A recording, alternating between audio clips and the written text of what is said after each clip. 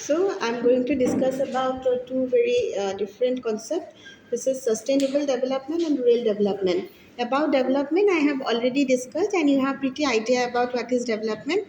But how sustainable development is different from real development is also uh, very important to understand, because when we talk about sustainability, we are actually talking about living in a regenerative system in harmony with the nature without exhausting the natural resources, and also different capital, be it natural capital, manufactured capital, cultural capital, okay, material capital. So we are talking about finding and locating ourselves into that regenerative system, and how to make optimum and you see efficient use of resources, and also leaving that resources for future generation. So when we talk about efficient use of resources, many people say that it contradicts with the optimum use of resources, best use of resources. But you see, optimum use means we say that best use of resources, but you cannot make the exhaustible use of resources. That's how we understand sustainability, to finding yourself into that regenerative system, so you are living in harmony with the nature. But when we talk about sustainable development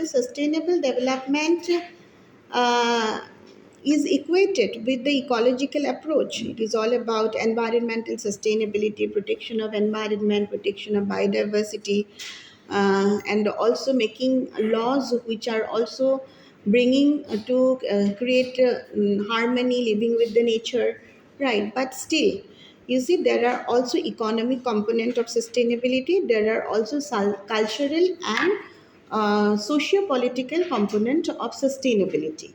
So in general, we understand development as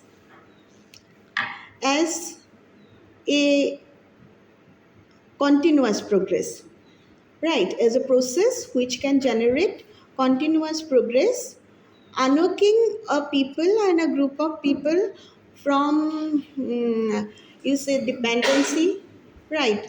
And also lead to self-reliance, and also effective distribution of resources, when people can realize their self-worth, dignity, self-respect, right? And also live a decent standard of living. That's how we can understand development, right? So sustainability in the development means, from economic perspective, how you are using the resources. So here we actually focus on using um, the renewable resources more, right, instead of non-renewable resources, and also efficient use of, like, resources, in the sense manufactured resources. We talk about factory here. When you say manufactured resources, material resources, these are factories. So factories are also essential uh, for job employment, for growth, okay. So sustainability doesn't mean that it is not growth centric. Okay, so we talk about growth centric development here also, but growth is equated and in harmony with not exhausting the environment, and in harmony with the nature. So when we talk about only growth centric development, we only focus there on per capita income, increasing per capita income, increasing gross national product (GNP), increasing GDP. But how to convert GNP to effectively distribute the benefit of GNP to different section of the society is sustainability. So in growth centric development, we are focusing on increasing the GNP, gross national product, right? And we don't focus on whether GNP is effectively distributed, fairly distributed among different sections of the society or not, right? So in modernization also, we actually see that growth is there, and modernization hypothesizes that growth can be trickle down. Eventually growth will be trickle down to different society, but that is hypothesized. But it hasn't shown a way how growth will be trickle down to different section of the society, because there are some nitty-gritties. here to understand. If we talk about growth and poverty together, if you put growth and poverty together, you will see that increased growth will not lead to alleviation of poverty. Okay, in fact, increased growth will also lead to increasing poverty.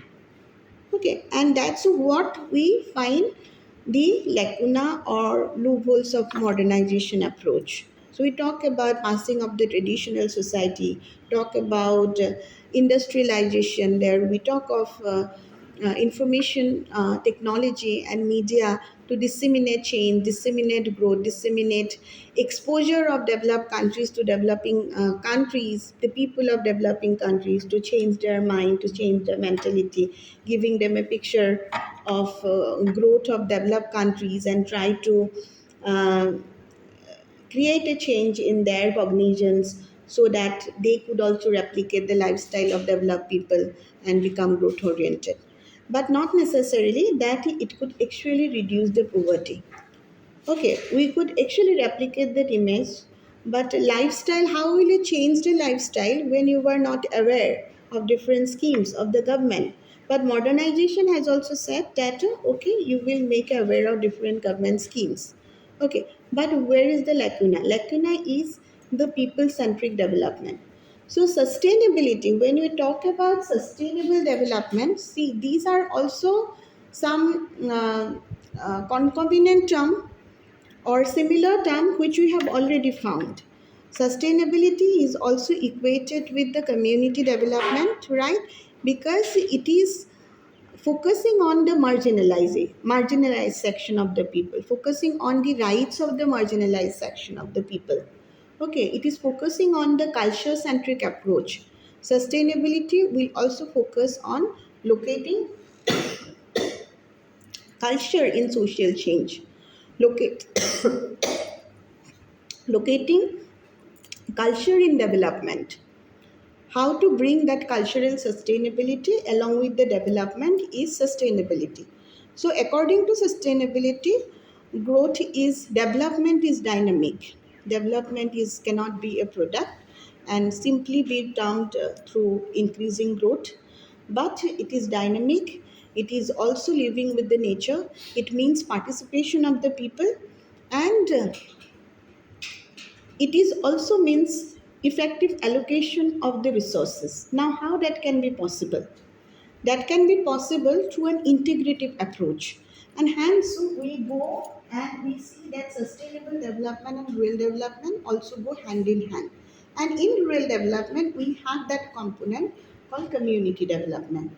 So, we first actually, at the very top, we had that modernization approach. Then we have reduced ourselves to various alternative approach. So you can say sustainable development is an alternative to modernization approach. Within sustainable development, we also have rural development. And here in rural development, we divert our attention and focus from urban centric development to rural development, where we try to make rural people conscious of their growth, conscious of their development, increase the capacities and choices of the rural people. Okay, to control their environment, to influence their environment. And rural development is also meant as an integrative approach in a sense that we are focusing on the rural people. Here, how will you focus on rural people? We will be focusing on their capacity development. We will be focusing on enhancing the choice of the rural people, right?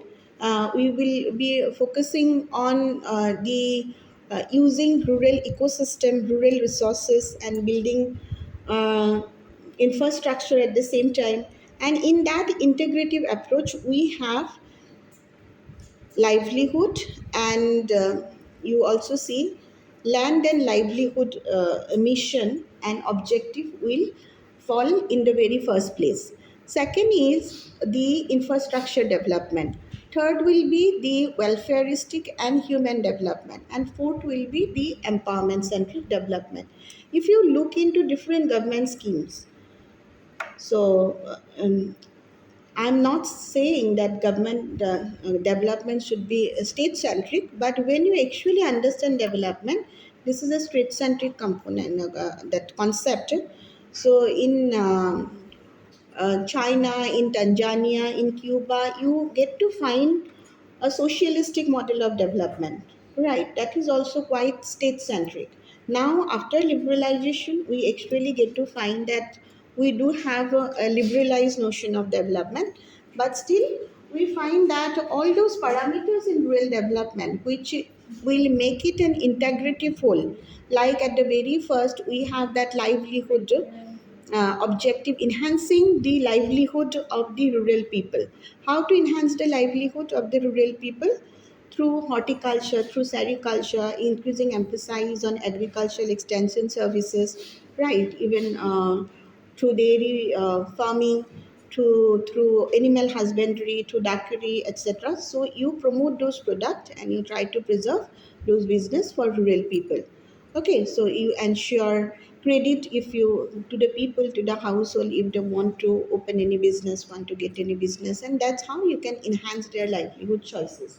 So that is the first very objective of rural development. Second is related to infrastructure and road infrastructures, like transport facilities, road, hospitals, right?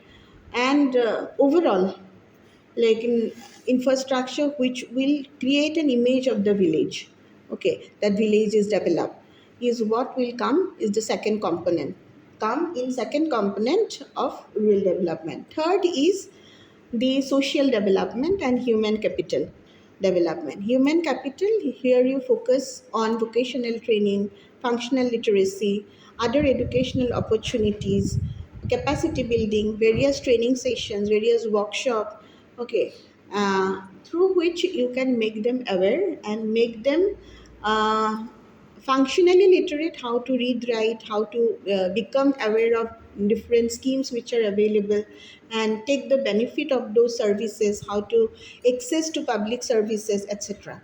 And fourth is empowerment, and empowerment is one component of rural development, where we need to get an NGO involved for sustained period of time. So when we are talking about an empowerment, so here we need to think about institutional involvement in terms of achieving the rural development. Okay, so rural development we have area centric development and we also have people centric development.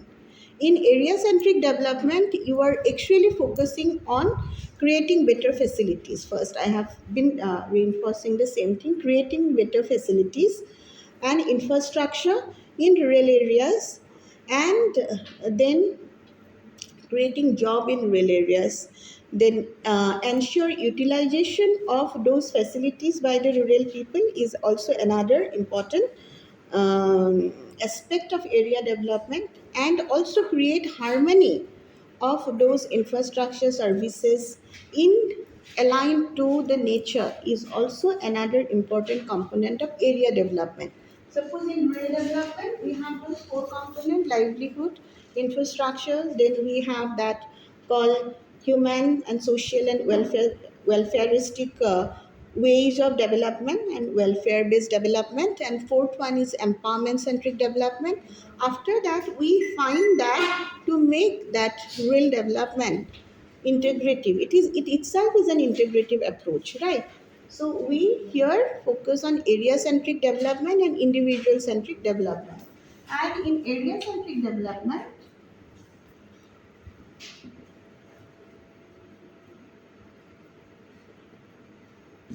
and then we also have individual centric development under rural development. So in area centric development, what you basically focus on creating the basic facilities and enhancement of the basic facilities in the villages in terms of infrastructure. When you say basic facilities, infrastructure, we talk about PHCs, you talk about school, hospital, road, transport, water, like sources, building water sources apart from the houses, and etc etc. So whatever facilities are already there, you are supposed to enhance. If not, you are supposed to, like, building. And then creating job opportunity is the second one. First is the better facility. Better facility, and then job. Creating job. Creating job is also another important component of rural development, and for that we already have different kind of schemes. Right from the beginning, since India after independence, we have been focusing on that Sarojgar Yojana, right? And in different way we are focusing on, and then we also integrate that community development component. But first community development program introduced in India in 1952.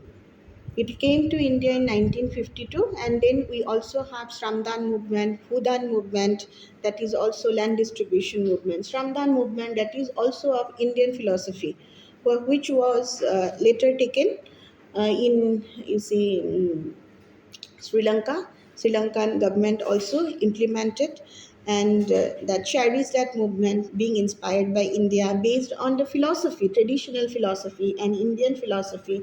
They try to bring culture into development. That is how we integrate culture for social change. Use culture for social change. So, drawing from that philosophy. Uh, of distributing, giving shram, giving labor. So it is equated to MJ Andre. So you see that involving rural people in the job fair, in infrastructure building, in facility building, and in return also making them earn. Okay, and giving them subsistence at least for a period of time if they are not getting subsistence uh, for the whole year. Okay, and anyhow we see that in India also we have different kind of unemployment. So when you talk about creating job, it's very difficult also to create job if we do not have a proper strategic scheme. Okay, because we have some cyclical unemployment in rural area. In rural areas you get to find this agricultural employment, unemployment. You get to find the seasonal unemployment. Seasonal unemployment, when people are actually employed for a particular season. It is also prevalent in urban areas. For a particular season, even in sugar factories and different factories, you see people are employed only for a particular period of time, right? And if you go to other rural areas, even go to craft and well, Oblet surveyed those bell artisans.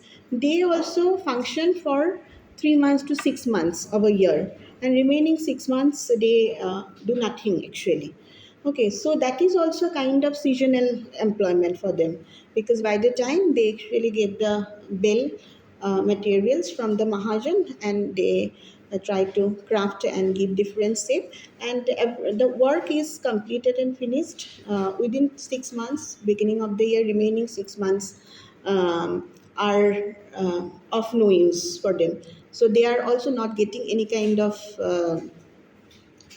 extra engagement provision where they could engage themselves for those remaining 6 months.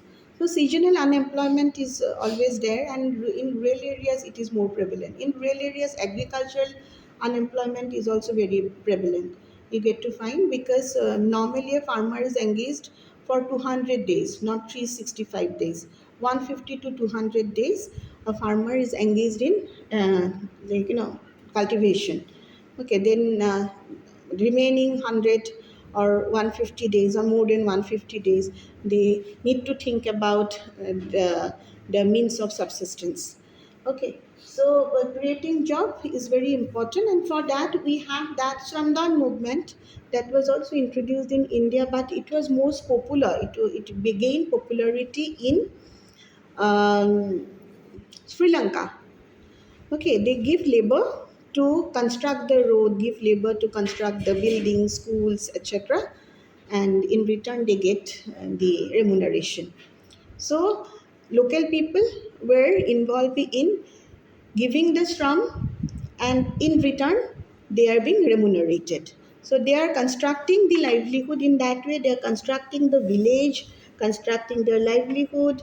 They are also living in their own way. So this is a very bottom up approach to development, where people got the chance to participate in their own sphere of development. Okay, So here we see creating job is a part of area development, but this is a hard task, let me tell you. So building infrastructure through social planning method, so plan out and involving technical staff, uh, giving a project, okay, and then constructing school, constructing road is easier. Okay, but after that, you actually go, you don't even think about how to involve the rural people, whether building that infrastructure will necessitate the use of that infrastructure or not. So, build the infrastructure, you build a school, not necessarily that it will be used by the local people, unless and until you involve them. Involve them in a way you also need to work on other factors, other developments component, that is individual development. So creating job, then ensuring harmony in different components of area development. So different institutions are there. So you have set up, suppose school, you have set up hospital, but at the same time you see that people are not even literate. First generation, there are many people um, who didn't even go to primary level of school. Okay, so then you need to bring teachers from outside, right, outside the regions, outside the that belt, right. So whether that will ensure involvement of the people, not necessarily, right. For first you need to ensure, so okay, you need to develop a scheme through which you can make people themselves educate. Whosoever is educated, call them, so make them involved in distributing the knowledge to the people. And then you also make a few more army along with them. Then you also make them like a knowledgeable army. And that's how you could also contribute to Sramdan, you can contribute to even village development. So this model was envisaged by Gandhi, this Ramdan model. Okay, this is a part of area-centric development. That's how you can create a harmony among different institutions, different facilities, different infrastructure. Then individual-centric development, which is there, which is basically related to, you see, attitudinal change. Okay, so behavioral change, attitudinal change, which is also a hard task. So she's feeling sleepy. Right, I could understand. So when you talk about the soft tasks are related to easily achievable tasks. Okay, suppose I have discussed about John uh, Rothman's model. If you could remember, we have those three distinguishing component of community development. John Rothman has also given us a model on community development, and first one is locality development, second one is social planning, and third one is social action. You remember? Okay? Yeah. Can you remember this? Three component of John Rothman's model. That is a part of community development. So when we discuss about real development, we are also focusing on community development here. Okay, so that you can actually achieve the hard task. Then individual centric development, that is also a component of real development where we focus on attitudinal change. Basically, we are also focused on intra-group harmony and inter-group harmony. So when we talk about group here again we are focusing on organizational development in a village.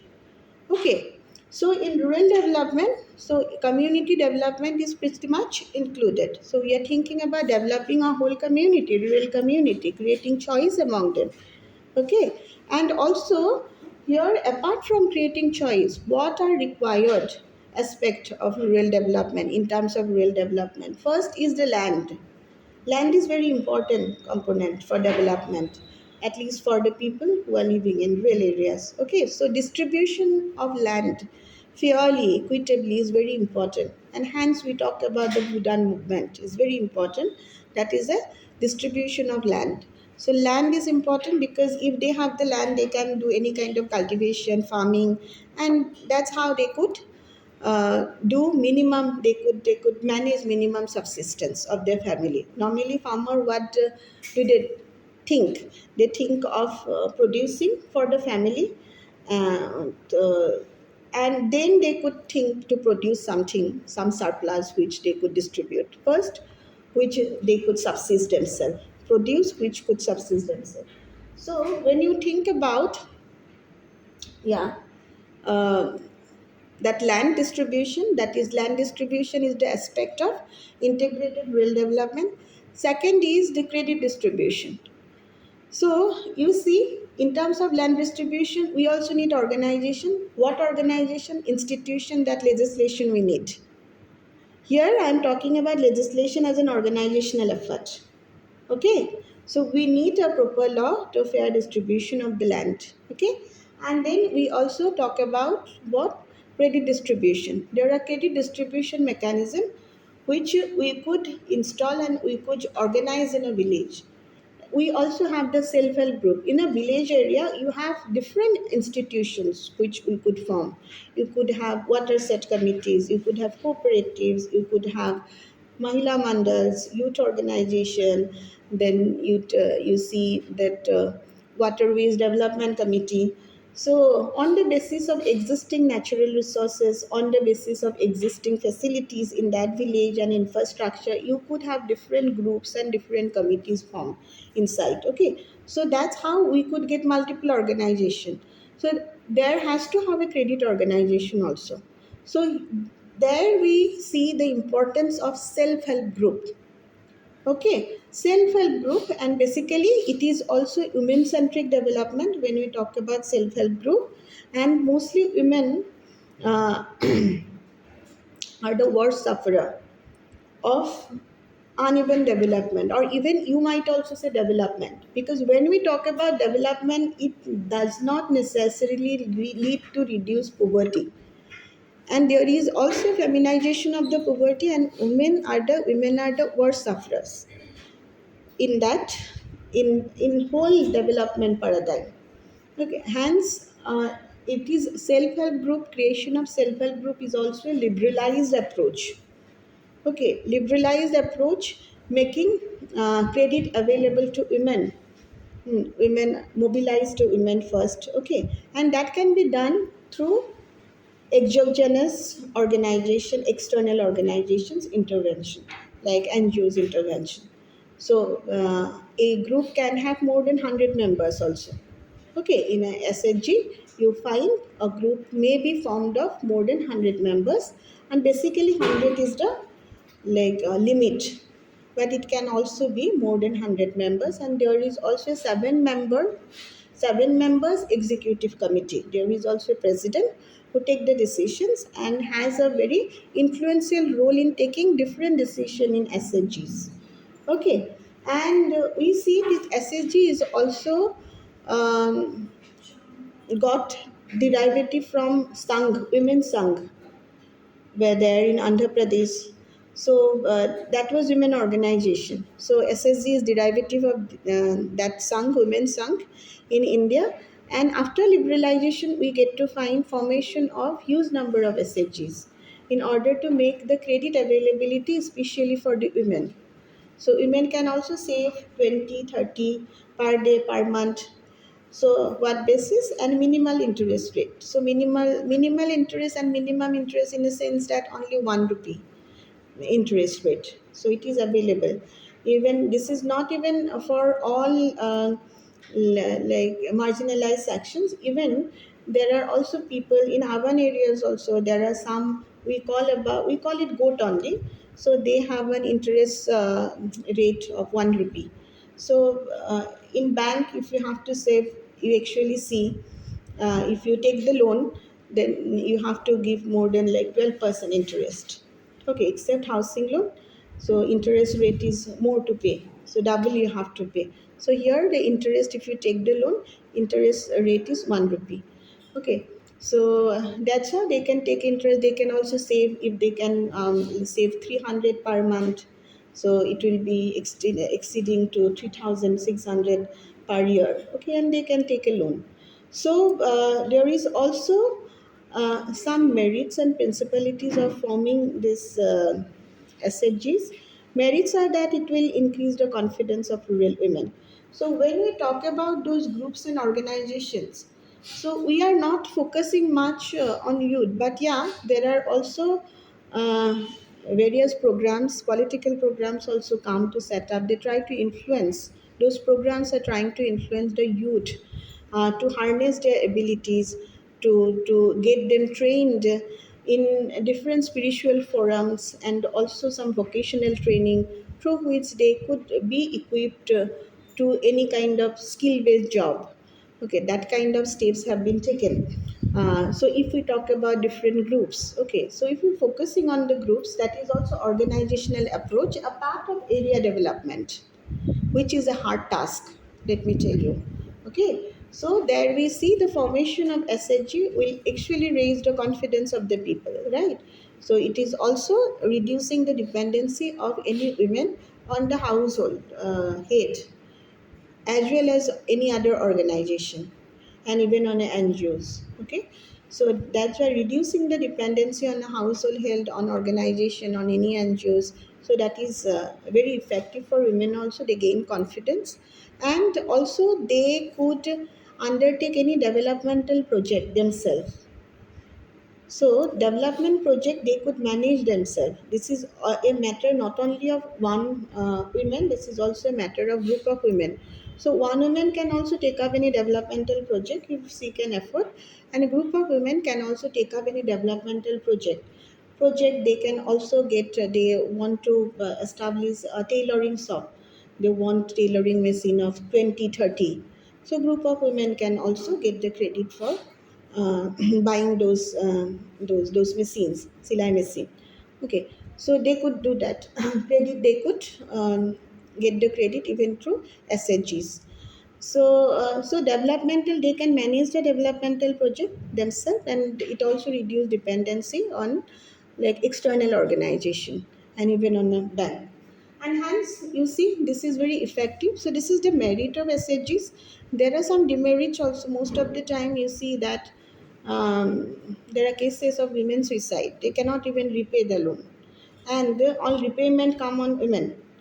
You see, there are also situation in rural household that male person are usually drunk and alcoholic, and women are the one in rural household.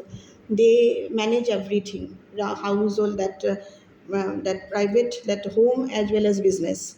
Okay, and if they can't pay the loan, so there is no one else apart from her to pay the loan, because her husband and the male folk in the household are drunk or intoxicated and are not that accountable, serious, responsible to take up the household responsibility.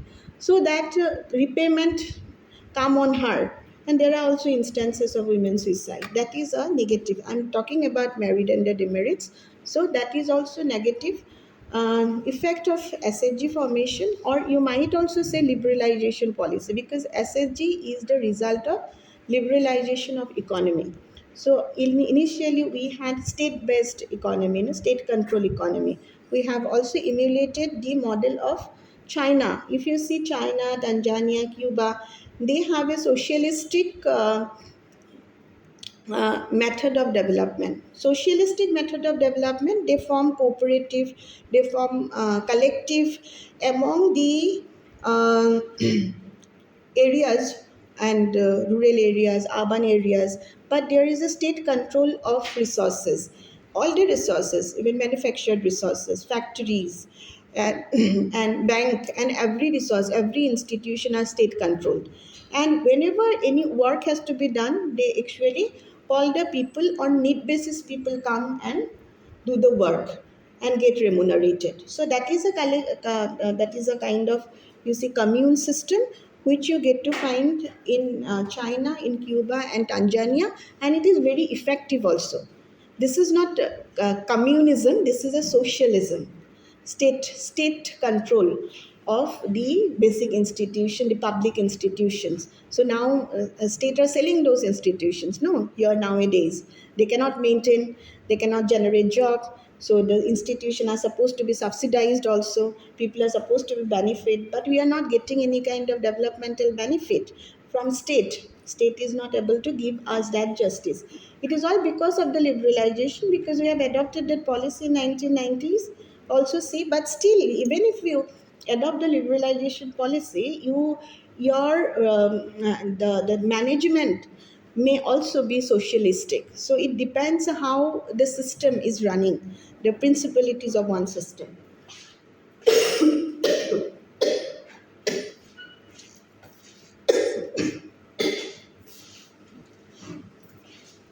But now we believe in selling the public sector to private sector. Private sector will generate job, reduce all the subsidies, so deregulate the economy, right? More and more competitions, more and more entry of private players, and that's what we are doing in terms of liberalization. So people said that SSU will create competition among the women. Okay, whether that competition is good or bad, so that you can decide, or you can write, you can ponder on. Okay. In terms of creating SHG, that principalities, so it is important nowadays also to understand how to create the SHGs. Normally in the very first stage is the um, we call formation stage of SHG. In the very formation stage, you, as a development practitioners, you intervene into a community. You also make them aware about the benefit of organizational effort. So this is an organizational effort. So how to organize themselves, and you have a meeting. You call for a meeting, then you mobilize like 10, 20, 30 women. And in initial first 3 months, it is all about formation of the organization, making them understand the concept, and also giving them passbook, creating account for them, okay, in bank. So that's what the initial process began. That's how it began. It begins. And then you move to the storming phase. Once you could mobilize the women, you get to find that 30, 40 women are being mobilized. Then you get to find yourself in a situation that you can address all the queries of uh, those women. Basically, in the very first month, people are more into those technical stuff. They are into technical, work, in terms of getting the passbook, like giving name for account, then getting their account open, etc., etc. So not many questions came. And after they get the account, now this is a question phase. They might also ask why you are not having a stake. So if I die early, what will happen? If I cannot repay, if I take loan, if I cannot repay, what will happen? So in the storming stage, you are supposed to give answer to those, as a development practitioners, what you're supposed to do actually, because that's what will be the role of any NGO activists, any development practitioners, even government development practitioner also. You might be told to go and form an organization or SHG. So facilitate formation of any village level institutions or organization. Then what will you do? So in storming says you might face many questions and you have to address those questions. Then we have that norming stage. In norming stage, once you address the queries, so you will actually give them those principalities, in a sense, bylaws. Some laws, bylaws, rules, regulation will be formed. So you will help them in forming the rules, regulations, that you have to pay on this date, and what will be the payment, how much they can pay, the maximum they can pay or minimum they can pay, so rate of interest, etc. Okay, the rules for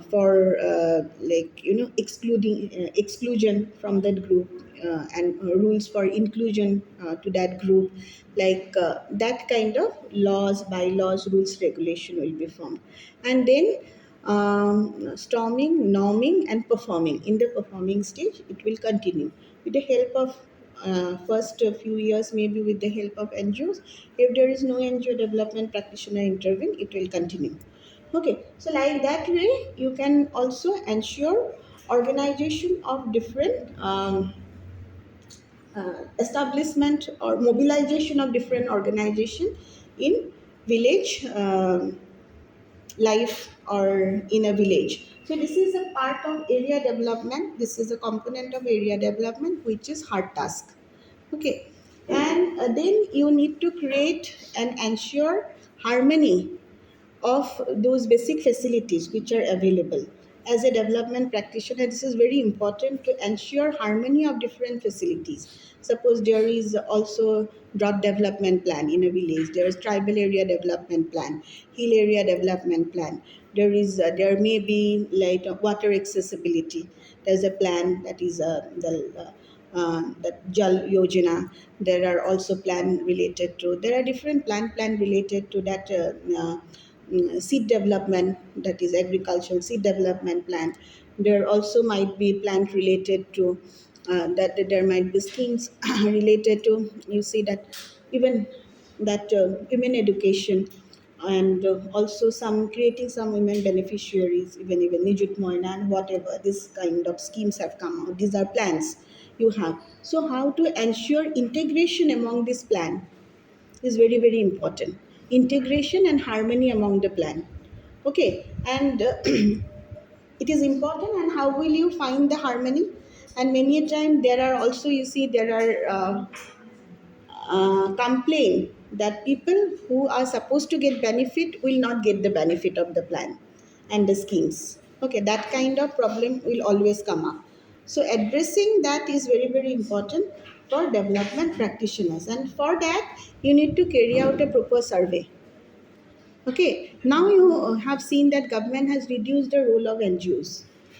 NGOs are misnomer, okay, because government has created NGO all of a sudden, and they also have some project to distribute. Those NGOs without even registration, they uh, carry out those projects. Basically, those are amateur voluntary, not amateur, those are pseudo voluntarism. For 5 years, they engage with the project, then they disappear. Okay, so but still there are certain NGOs existed for long, years, Pradhan, Pratham, and that is also a good earning source for the youth. Employability provisions are there in different way.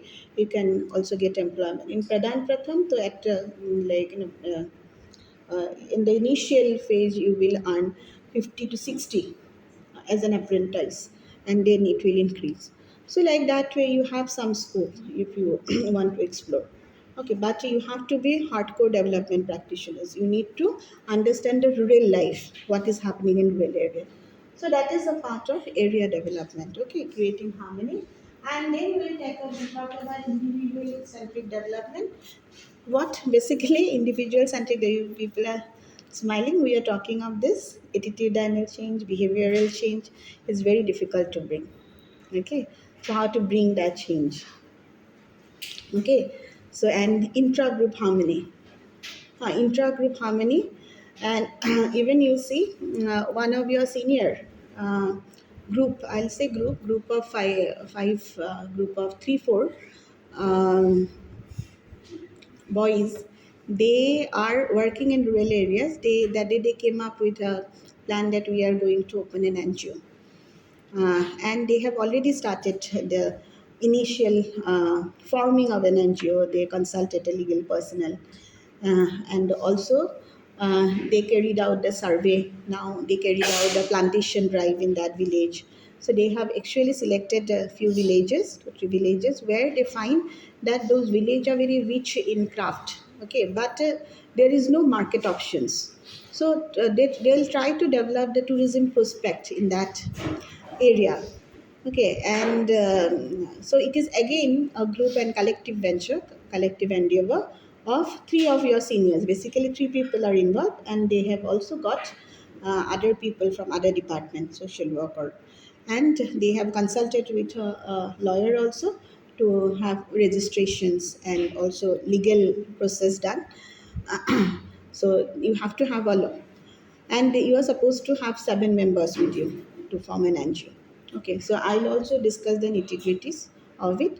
And they are trying to create change in the mentality. So they do have an objective, right, to create change in the mentality of the villagers, and also develop market access, marketability, market points in that village, and create a tourism hub into that area.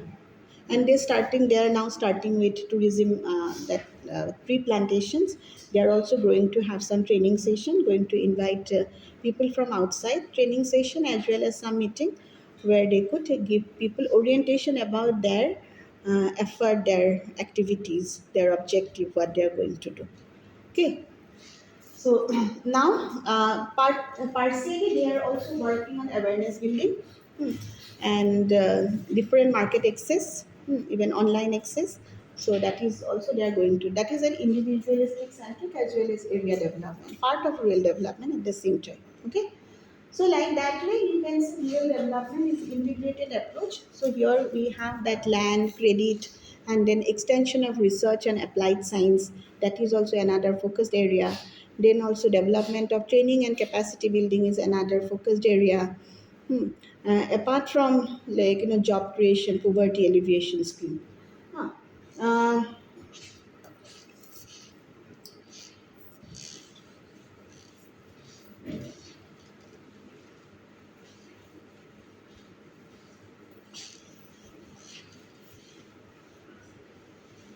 okay.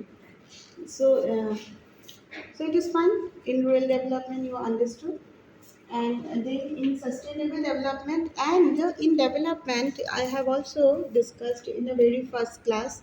So be it sustainable development, be it rural development, when you talk about community development, it is a part of rural development. It is also part of sustainable development. But when you say those approaches, modernist approach, alternative approach, dependency approach, that is bigger than this to understand the whole development process. Okay, so this is rural development. This is also another approach. So this might rural development and sustainability. It is a part of sustainable development at the same time, and community development. This is a part of alternative development. You might say. You might also have a modernist approach to rural development, right? Apart from like an alternative approach to rural development, you can have a modernist approach to rural development. So how will you envisage it? How will you work that? It is important. Suppose modernist approach to rural development, sustainable you choro, and dependency approach to rural, not dependency, sorry, alternative approach to rural development. That is participatory approach to rural development. In modernist approach to rural development, you focus only on creating access to media, only on awareness and not even conscientization of the rural mass. You are focusing only your strategy to make people aware. So here you need to consider certain factors like whether the people that you are working for are aware of development, aware of the situation or not. If not, then your strategy will be aware to aware them. Now, second will be whether the people or community you are thinking to develop uh, know the significance of your development activities or not. They aware of development and they aware of their needs, they aware of their problem, but they do not know the significance of development, they cannot identify the importance of development. In that case, you need to awake them. First, you need to make them aware if they are not aware of their needs, if they are not aware of their developmental challenge and the problem, then you aware them, make them aware. Second, they are aware of their needs, but they do not understand the significance of any intervention, any developmental intervention. Then your strategy will be to awake them. Okay, so your strategy will differ based on the nature of the people that you are dealing with. Third, if they also understand the significance of the problem, uh, but they do not know how to execute, okay, then you need to tell them the cause and consequences of different approaches and need to mobilize them. Okay, develops leadership in that village, mobilize them, develop leadership. That's what you were supposed to do. So your job will be a bit more. So that's why we actually see we have some timeline. You will be working for a community from NGO perspective. We have a timeline for, you see, um, 2 years, 3 years, 5 years, 6 years, and based on the objective, you will frame the timeline. So, if your job is to make people aware, so maybe 3 years or 2 years, okay. Then awake, then you have to go an extra mile, 5 years. Mobilization, 10 years, you can say. You have to work in that area for another 10 years because you are supposed to work on locality development program. Okay. So, and if you are simply going to awaken aware, you can also go for social planning measures. Means you are talking about area development, infrastructure building that is based on social planning model. Again, you see, John Rotman. John Rotman's, this is rural development and community development model.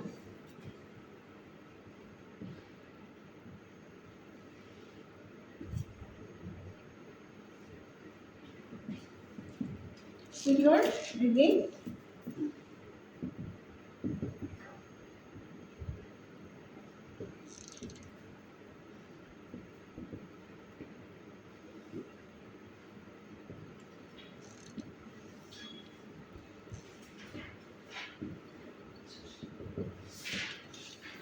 so if you are thinking beyond aware and awake, you are thinking to implement, you are thinking to have a communication strategy, implementing communication strategy, and also carrying out a communication based assessment and need based assessment, then you are thinking about locality development. So at least 10 years you are supposed to invest in that community to develop the leadership, to develop democratic forums in that village, and also to organize people, to create some village level institution and organization like self-help group, various village youth organization, other elderly people's organization, to organize them and create a forum among them so that you could actually make them engage in development.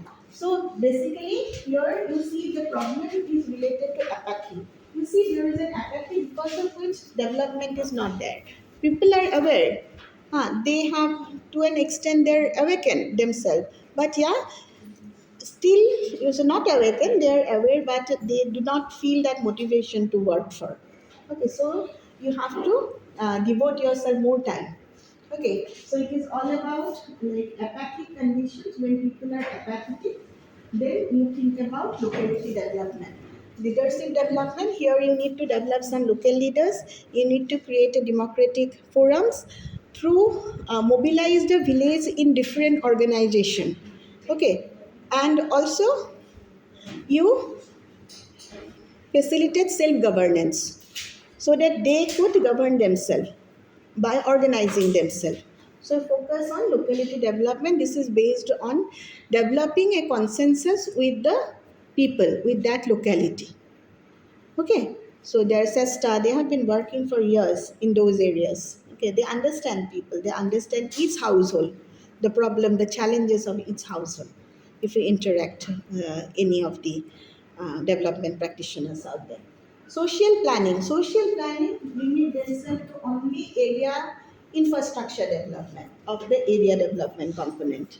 They will not think beyond, you see, that infrastructure development, social planning, because with the help of technical stuff and also bureaucratic, so they do have an attachment with government bureaucracy, they do have that emit with government bureaucracy, they know about the plan and the project, so they may carry out a survey and understand the need, and based on that they can build a school themselves, but they will not involve people. Okay, so the problem is that you see there is a logistic failure. Suppose there is no school, no road, so they will build it for you. But their job is not to make people involved. But in locality development, job is to develop the community and involve the people. And a third is the social action. And in social action, this is basically a contextual approach. The second one is also consensus. In consensus with local people, but basically you see that they consider people and the community and locality as a consumer. And in locality development, the community for which you were working are considered as, you see, a client. Okay. And also, there is a kind of teacher mentor that mentor relationship, mentor mentee relationship with the community. And in social action, you actually try to create a conflictual relationship with the existing structure. Like, this is also related to sustainable development. Now, these two are related to rural development. John Rothmans. Locality development is related to rural development. Social planning is related to rural development. Social action is also related to rural development, but it has nothing to do with sustainability more. But it has to do with the sustainability.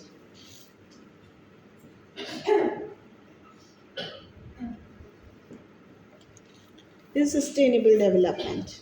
Okay.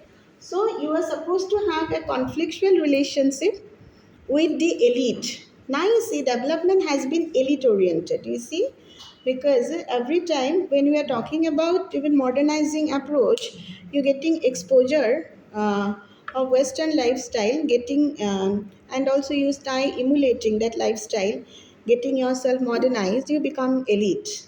You have that upward mobility. Okay, then you get the reward, but again, that not necessarily that reward will be trickled down to other if you. Okay, so here when you talk about social actions, you are actually see some you will see uneven distribution of resources in the society, because of which section of people could not get access to or benefit of those services.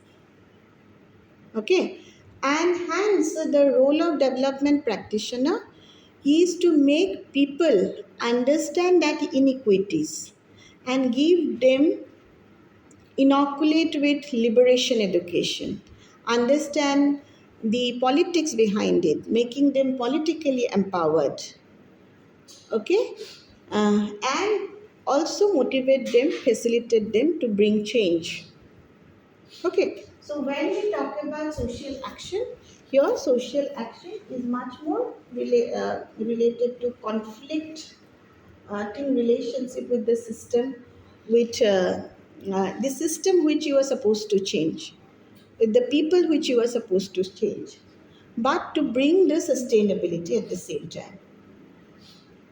Okay, why it is sustainable and these two are not sustainable? Okay, second one cannot be related to sustainability, because this is all about like one way intervention of the government. This is not two-way intervention. You cannot make people involved in the second approach.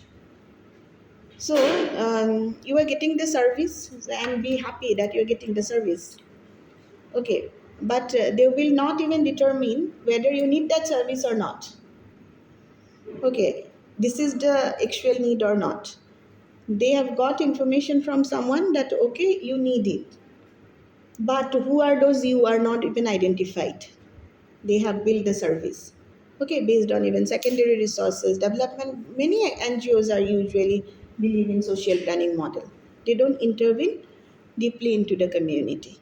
They carry out research, and they don't carry out PRA. They carry out research and that secondary survey and all, and also some that that uh, RRA approach, rapid real appraisal approach they usually carry out, and they understand, create an understanding about the village, collect data. Based on that, they intervene. They use the funds whatever is being sanctioned in building school, but school may be vacant for years also. Their role is limited. They said that our role is to build a school only, build that structure. That's it, they'll say. Don't ask me further. Okay, now, what will happen to that school? Who will be the beneficiaries? Who will come? Whether it is a primary or secondary, the kind of structures. Without people's involvement, it will remain a structure only. Okay, so that is a part of social planning, but it's consensus based at the same time. It has nothing to deal with the sustainability as such. Okay, But you see, the social action has to deal with the sustainability, because here we are talking about using of the local resources. There is an uneven development. You identify the uneven development in social planning method. So you try to involve people in it. Okay, make people aware, make people awake. It's above locality development. We should actually have a reverse way: social planning, locality development, and then social action. Okay, so for social action, social planning, then we focus on locality development. But locality development, in locality development, you can also 100% successful. You can be successful, and there can be even distribution of resources. There can be development and all. So you don't have to go for even social action if there is a locality development which is being achieved at your end. But see, social action when there is uneven distribution of resources. Suppose you see, we talk about environment movement. Sustainability have been talking about ecological harmony, right? In sustainability, in sustainable development, we are talking about living in harmony with the nature and continuing to develop ourselves, continuing to progressing ourselves, right? Hmm. And continuing to get the benefit of the developmental project and be a part of effective distribution of development, right? Having that capacity, having that autonomy, having that dignity, right? That's what is sustainability, right? Now you see that sustainable development, you can also find out some of the movement like Chipko movement. You know about environmental movement, right? So this is a part of, we can talk about sustainable development in terms of Narmada Bacha Andolan, Chipko movement, role of civil society into those organized in those movement, Apiko movement, Chipko movement. You talk about this Ganga Mukti Andolan, Mukti Abhiyan. You can talk about safe seat movement. You can also discuss about this Apiko movement in Karnataka, that is also related to that you see taking over of forest in the Western Ghat by corporates. So people of the villages, they refuted it, and they also created a movement to give them the not to uh, mm, let go the forest areas for corporations. Similar, it was started in 1983, and prior to it, 1970, we have the Chipko movement, and that has created a very, you say, significant example for women, not only for women, but also in terms of sustainable development. Dasara Gram Swaraj Sangha, that is a Sangha, they are actually taking care of the forest produce. Now it is also related to Tribal Act and the Forest Act. You see, whatever is mentioned in Tribal Act and Forest Act, that came in 2006. Now that is a kind of legislation and institutional approach to bring sustainability. So, in any kind of developmental project, you are supposed to find out the missing link, and then you need to find out how to bring in the sustainability. So, in social actions, you get to find how local resources are used. Local resource, their knowledges are used. Okay, Narmada Bacha Andolan, you get to find folk dance, folk art, even documentaries. So many medium are being used to make people aware. It was started in 1970s. Narmada Bacha Andolan, Narmada Valley, that dam which was constructed, that is supposed to submerge more than 1,03,000 hectare of land, and 55 I think lakhs hectare of land are fertile land, agricultural land, are supposed to be submerged due to the construction of dam. But that dam was supposed to bring the bring irrigation into those drought prone villages in Rajasthan and Gujarat, as well as supposed to generate electricity. But at the same time, there is no proper rehabilitation plan for the displaced people. So many people, lakhs of people got displaced, whose land is being submerged, because of which we get to find that that Andolan, that Narmada Bachao movement, this is a part of social action that came to form in 1989. The project was sanctioned in 1970s, and Medha Patkar, lead that movement, spearheaded that movement, 1989, and it was a successful venture because that movement led to stoppage of fund which came from World Bank to construct the dam in Narmada River.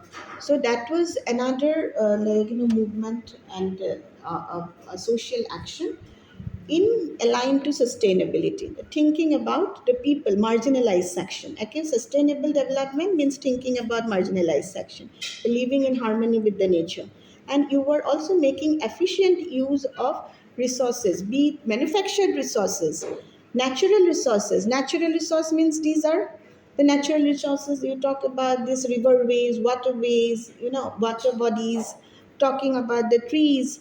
So what happened in Sipco? The Dachula Gram Sangha, that is also one village level organization which was formed in that area in Himachal Pradesh, okay, in that area. So and they are supposed to they collect, own, and use and reuse the forest produce. But the Gram Panchayat and that administration didn't allow the village local to use the forest produce.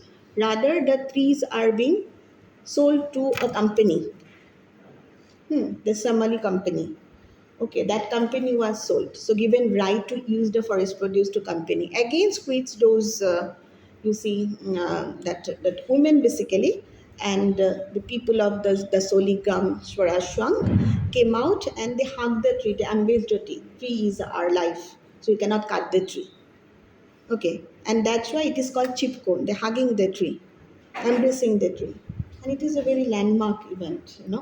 So, and it is later followed. The same example has been followed later on also. So, this is related to sustainability. So, we are supposed to we tribal people, we people in the hill areas are supposed to have right to use the forest produce. We can collect, we can own, we can use, we can reuse all the forest produce, fisheries, and other natural capital which is available in that forest, and are also supposed to have the intellectual property right over any kind of biodiversity, over any kind of knowledge that people have in uses of the resources on forest produce and forest resources. These are being mentioned in the Forest Act and Tribal Act that came in 2006. Okay, so these are institutional effort when you talk about the legislation, and provisions which are mentioned in the legislation. So that is an institutionalization of like effort to maintain sustainability, or you see that that is working for sustainability. Okay, so when you say the legislation, and some legislation are supposed to be reformed, so those are not uh, relatable to sustainability.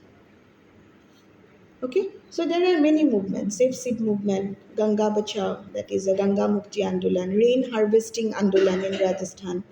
Okay, there are many Andolan, and in Assam also it is well. There are many Andolan, and many movement came up, and these are part of social action because they actually create a hiatus against the system, against the iniquitous system, and try to ensure sustainability. Okay, so I'm ending up today. Okay, so